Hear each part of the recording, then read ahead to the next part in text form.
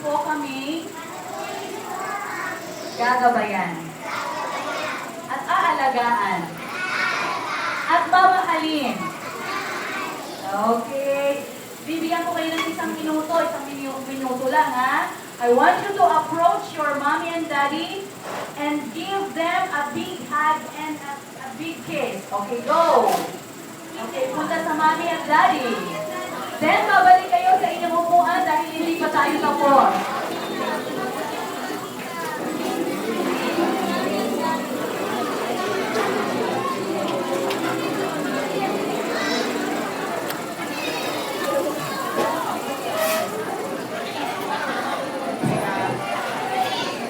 Alright. Balik na sa upuan.